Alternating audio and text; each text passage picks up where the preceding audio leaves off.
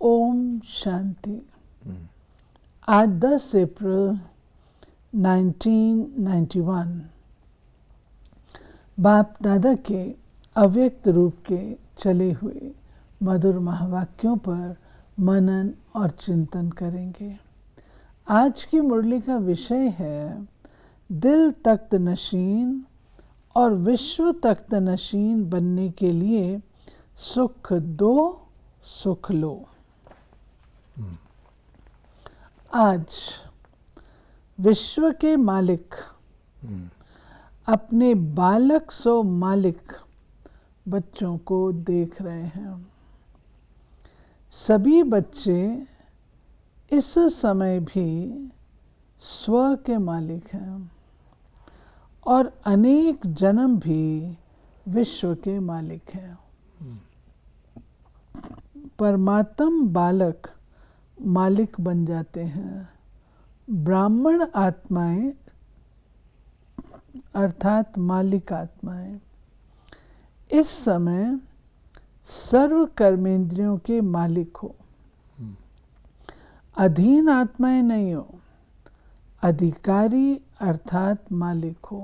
क्या बाबा ने सुंदर तरीके से शुरू किया है कि भगवान विश्व के मालिक। पहली बात यह कि भगवान के बच्चे बालक भगवान का जो बालक बनता है वो मालिक बन जाता है। कैसे? इससे पहले गुलाम थे। द्वापर से लेकर 63 जन्म माया के गुलाम थे, लेकिन भगवान के बच्चे बने तो मालिक बन गए। मालिक कौन से? संगम पर सो के मालिक और सतयुग से लेकर फिर विश्व के मालिक। तो मालिक संगम पर भी बन गए ना, अपनी इंद्रियों के मालिक, सो के मालिक। ये है बालक सो मालिक। कर्मेंद्रियों के वशीभूत नहीं हो, बालक सो मालिक हो। बालकपन का भी ईश्वरीय नशा अनुभव करते हो। स्वराज के मालिकपन का नशा भी अनुभव करते हो। बाबा ने कहा इसमें दो नशे हैं। एक भगवान का बालक है ना, जिसको कहा जाता है साहबजादे। भगवान कहता है कि किसी राजा का भी बच्चा हो जाए, उसको कितना नशा, थानेदार के बच्चे को नशा चढ़ जाता, मैं थानेदार का बच्चा हूँ। तो राजा का बच्चे को, और भगवान का बच्चा सचमुच कोई मर जीवा बन के ये स्मृति रखे कि मैं भगवान का बच्चा हूँ, तो सीना तान के चलेगा कि नहीं चलेगा? जिसका बाप है भगवान है, अच्छा कहते हैं जिसका बाप थानेदार हो वो भी हिम्मत से चलता है। एक तो ये हो गया ना, तो इसलिए बाबा कहते हैं एक तो ये नशा, फिर भविष्य में ये पता है कि ये हमें क्या प्राप्ति होगी कि जन्म जन्मांतर के लिए हम विश्व के मालिक, तो डबल नशा हो गया। बालकपन का भी ईश्वरीय नशा अनुभव करते हो और स्वराज के मालिकपन का नशा भी, इंद्रियों के मालिक का भी बहुत नशा है, मन जीत का। डबल नशा। नशे की निशानी अविनाशी रूहानी खुशी। वह मेरा श्रेष्ठ भाग्य अर्थात श्रेष्ठ नसीब। खुश नसीब भी हो और सदा खुशी की खुराक खाते और खिलाते हो। साथ साथ सदा खुशी के झूले में झूलते रहते हो। खुशकिस्मत भी हो, खुशहाल भी हो।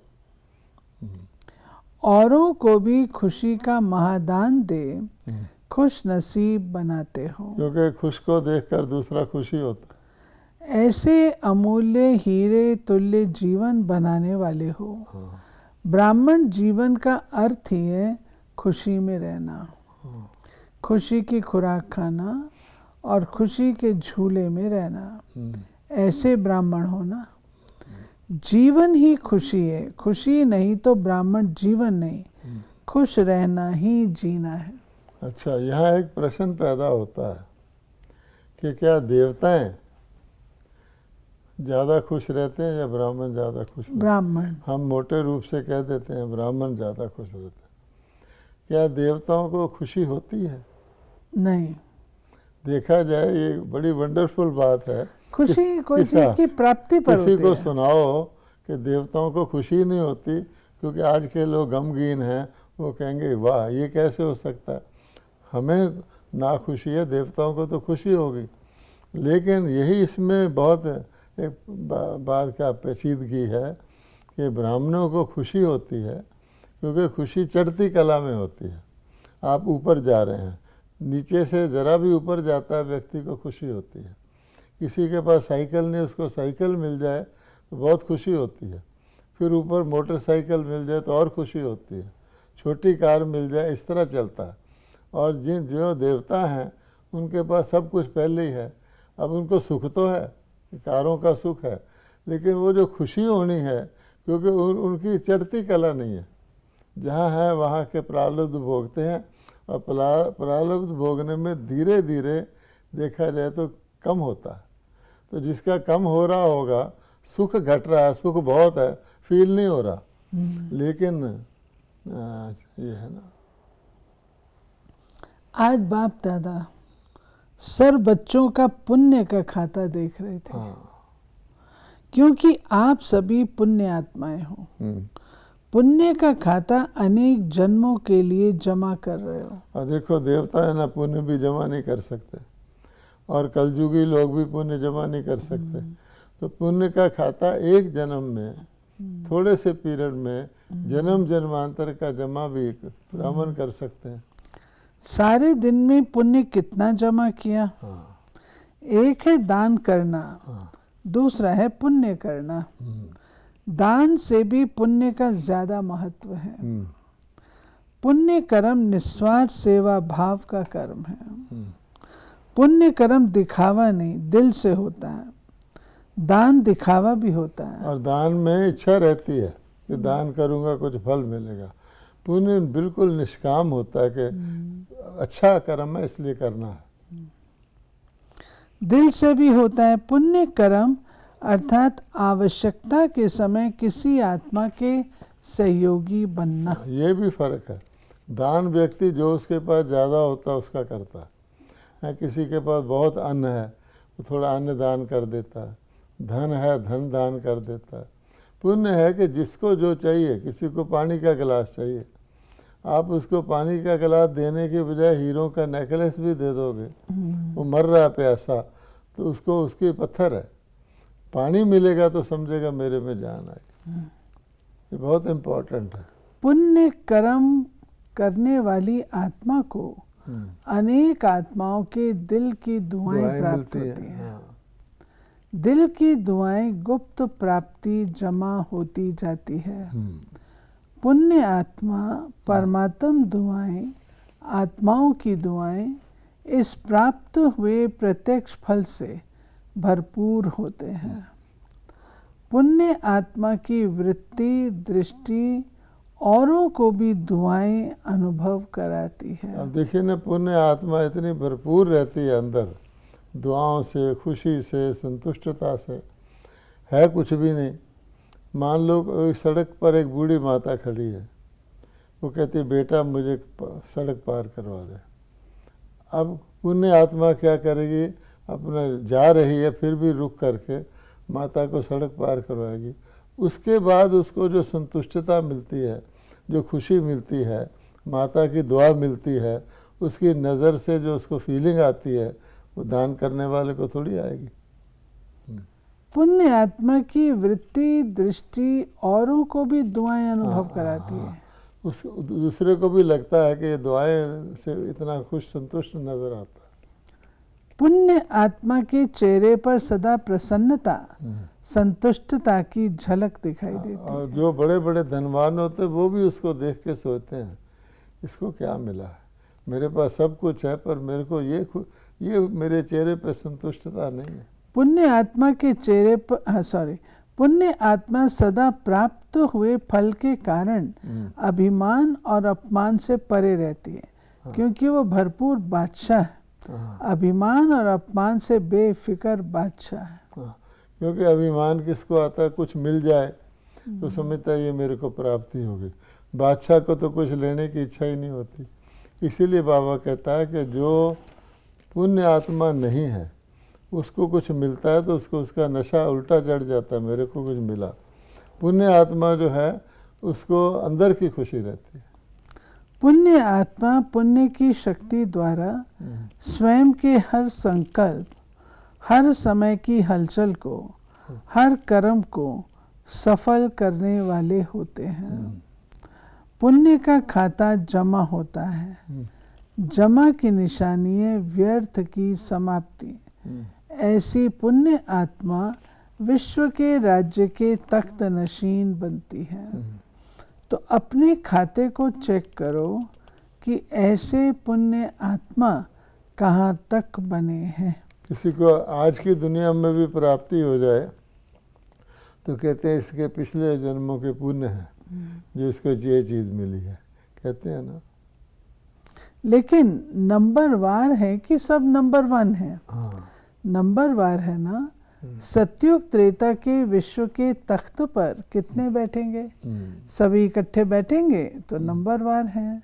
नंबर क्यों बनते हैं? कारण एक विशेष बात बाप दादा ने बच्चों की चेक की और वही बात नंबर वन बनने में रुकावट डालती है।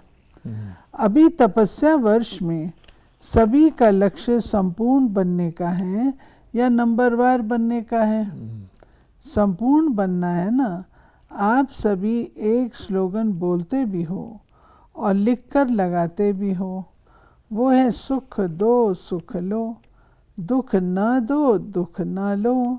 ये स्लोगन पक्का है। तो रिजल्ट में क्या देखा?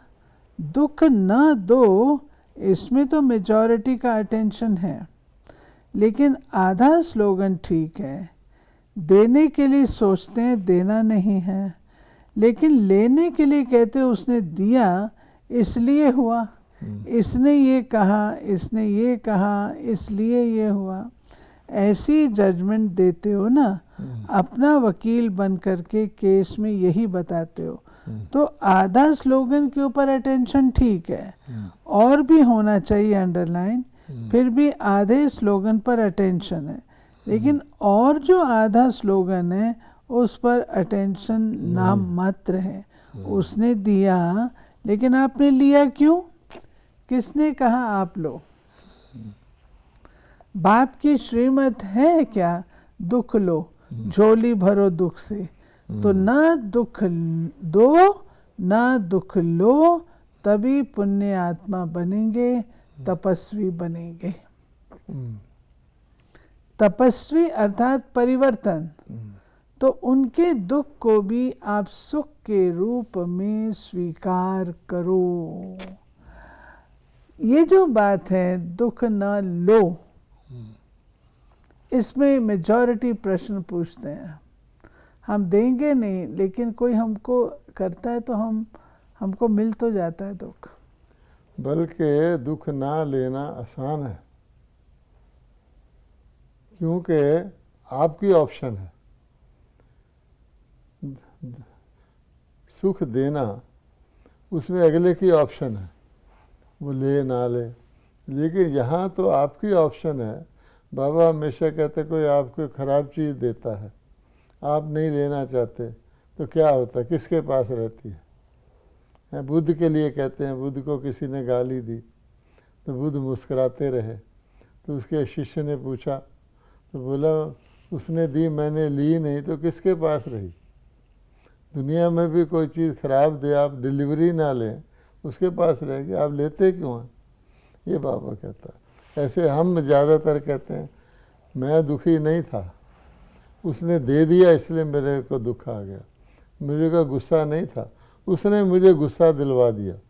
अब बाबा कहते हैं कि हम उस पर गुस्सा इसलिए करते हैं कि कोई गलती कर रहा है, और हम जो डबल गलती करते हैं, हम गुस्सा कर रहे हैं गलती पर, इसको हम नहीं देखते। बाबा कह रहे हैं परिवर्तन करो तब कहेंगे तपस्वी। तपस्या वर्ष है ना। ग्लानि को प्रशंसा समझो तब कहेंगे पुण्य आत्मा। जगत अम्बा माँ ने सदैव सभी बच्चों को यही पाठ पक्का कराया, गाली देने वाले दुख देने वाली आत्मा को भी अपने रहमदिल स्वरूप से रहम की दृष्टि से देखो, ग्लानि की दृष्टि से नहीं। वो गाली देवे आप फूल चढ़ाओ तब कहेंगे पुण्य आत्मा। ग्लानि वाले को दिल से गले लगाओ, बाहर से गले नहीं लगाना, मन से। तो पुण्य के खाते जमा होने में विघ्न रूप यही बात बनती है। मुझे दुख लेना भी नहीं है, देना तो है ही नहीं, लेकिन लेना भी नहीं है। जब अच्छी चीज़ नहीं है फिर किचड़ा लेकर जमा क्यों करते हो? जहाँ दुख लिया किचड़ा जमा हुआ तो किचड़े से क्या निकलेंगे? पाप के अंश रूपी जर्म्स। किचड़े से तो यही निकलेगा ना। अभी मोटे पाप तो नहीं करते हो, अभी पाप का अंश रह गया है, लेकिन अंश भी नहीं होना चाहिए।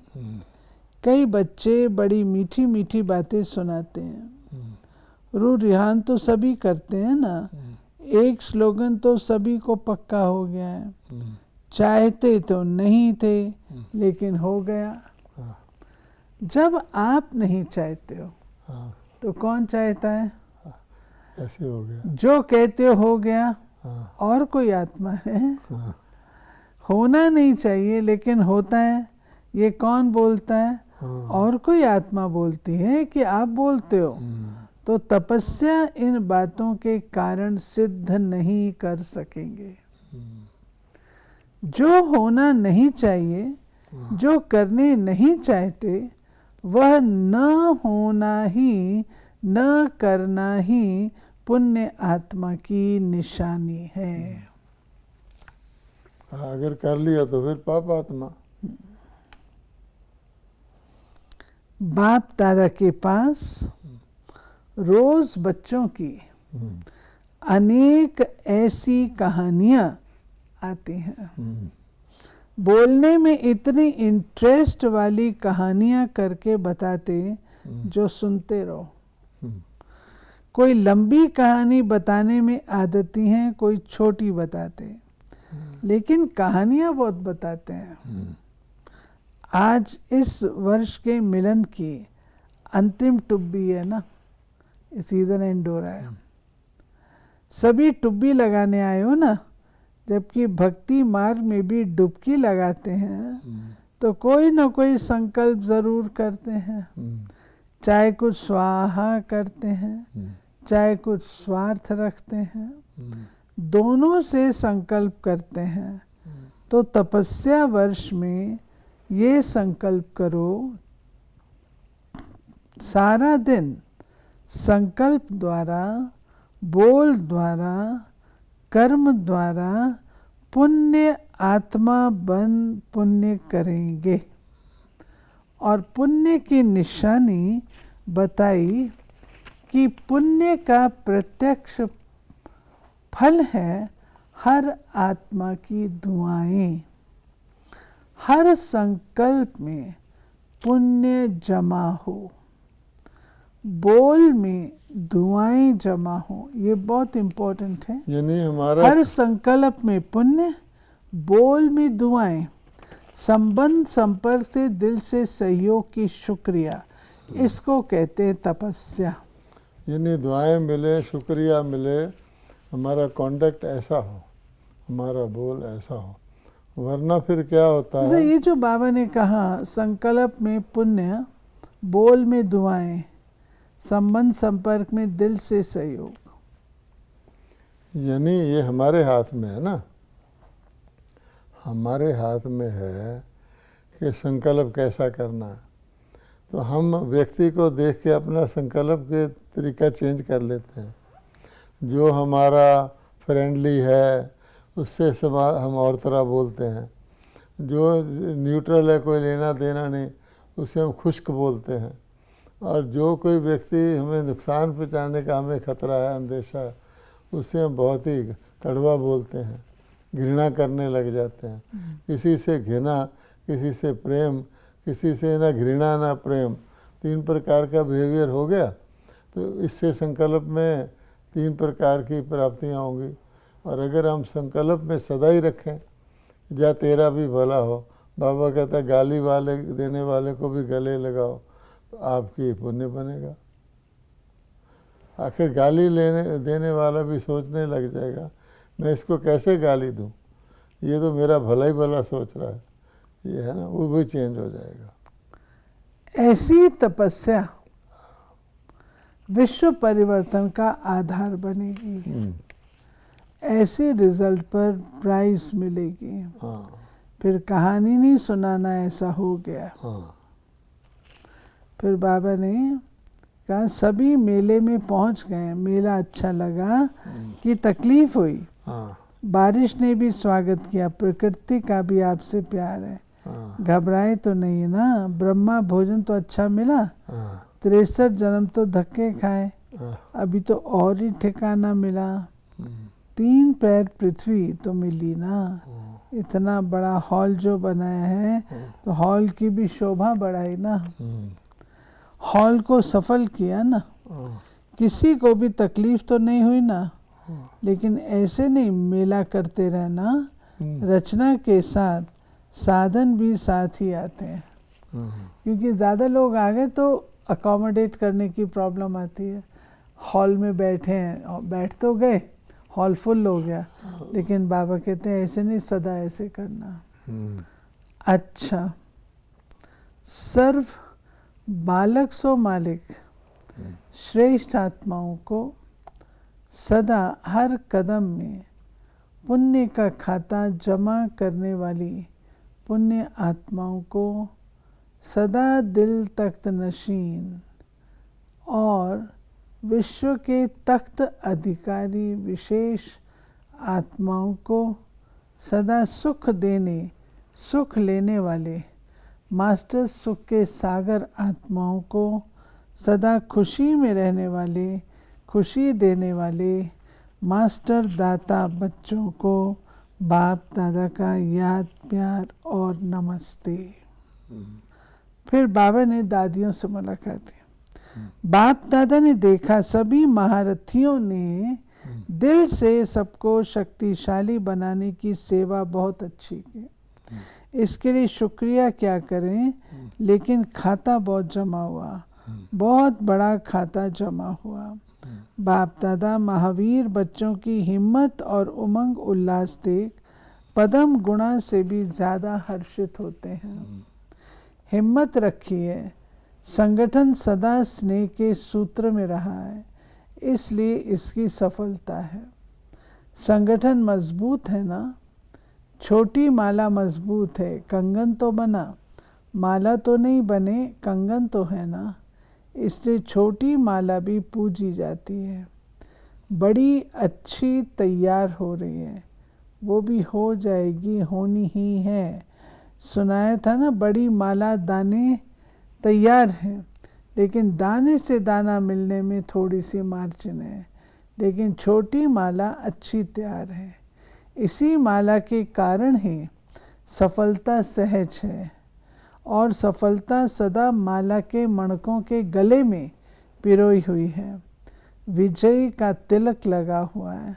बाप दादा खुश हैं, पदम गुणा मुबारक हैं, निमित्त तो आप है ना, बाप तो करावनहार है, करने वाला कौन, करने के लिए निमित्त आप हो, बाप तो बैकबोन है। इसलिए बहुत अच्छी प्रीत की रीत भी निभाई और पालना की रीत भी अच्छी निभाई। दादियों को बाबा कह रहे हैं। हाँ जी, तो ये था बाबा का आज का सबक हम बच्चों प्रति, कि एक तो बाबा ने कहा अपने पुण्य के खाते को बढ़ाओ, पुण्य आत्मा बनो। दूसरा, दुख मत लो। पुण्य बनने का समय भी यही है, यही है। ये बाबा ने खास कहा कि सतयुग में पुण्य नहीं हो सकता, पुण्य करने का समय संगम युग ही है, जबकि आप अनेक जन्मों का पुण्य का खाता जमा करते हो। फिर बाबा ने दान और पुण्य में भी फर्क बताया कि दान जो होता है उसमें कुछ प्राप्ति की इच्छा रहती है, दान नाम मान शान कमाने के लिए भी होता है। पुण्य दूसरों की जो आवश्यकता है उसको पूर्ण करता है। जैसे किसी को पानी का गिलास चाहिए तो आप उसको हीरे देंगे तो उस पुण्य नहीं गिना जाएगा। पुण्य के बदले में दुआएं मिलती हैं, और दुआएं व्यक्ति को इतना भरपूर रखती हैं, बेफिक्र बादशाह की तरह संतुष्ट रखती हैं, और दूसरे को भी उन दुआओं से जो उसके चेहरे पर चमक आती है, रूहानियत आती है, उससे उनको भी खुशी होती है। पुण्य का खाता हम सब बढ़ाएंगे और जमा, विरत की समाप्ति। दुख नहीं लेना है, देना तो है ही नहीं लेकिन लेना भी नहीं है। ये है हमारी आज की मुरली का सार, जिसको बाबा ने कहा तपस्या माना परिवर्तन। ये कार्य हमको करना है। ओम शांति।